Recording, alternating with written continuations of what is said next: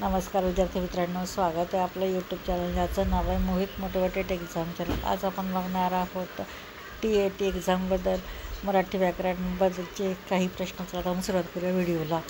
प्रश्न क्रमांक 21, रात्रंदिवस हा शब्द कोणत्या प्रकारात मोडतो? पर्याय आहे समास, अलंकार, वाक्यप्रकार, विशेषण। तर याचं अचूक उत्तर आहे पर्याय क्रमांक 1 समास।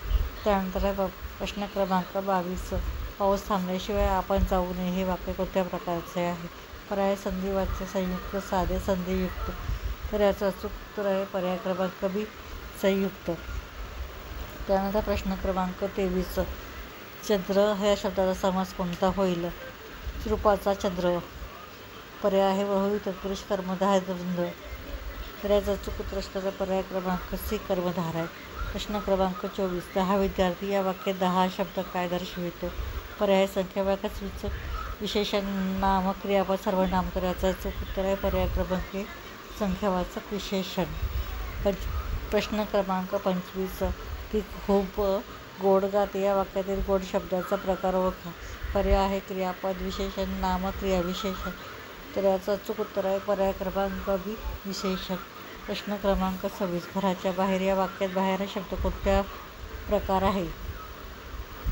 बाहेर या शब्दाचा कोणता प्रकार आहे? पर्याय नाम, विशेषण, क्रिया, विशेषण, क्रियापद। तर याचं अचूक उत्तर आहे पर्याय क्रमांक सी क्रिया विशेषण। प्रश्न क्रमांक 27, राम वाचन करतो या वाक्यात कोणता कर्ता कोण आहे? पर्याय आहे राम वाचन करतो नाही। तर याचं अचूक उत्तर आहे पर्याय क्रमांक 1 राम। त्यानंतर प्रश्न क्रमांक 28, फळं खाल्ली जातात हे वाक्य कोणत्या प्रकारात येते? पर्याय कर्तृवाचक, कर्मवाचक, भाववाचक, अपूर्णवाच्य। तर याचं अचूक उत्तर असणारे पर्याय क्रमांक बी कर्मवाच्य। प्रश्न क्रमांक 29, खूप मोठं घर या वाक्यात किती विशेषणे आहेत? पर्याय आहे 1, 2, 3, 0। तर याचं अचूक उत्तर आहे पर्याय क्रमांक बी 2। त्याला अभ्यासाची सवय आहे या वाक्यात सवय हा शब्द कोणत्या शब्द प्रकारात येतो? पर्याय आहे नाम, विशेषण, क्रियापद, सर्वनाम।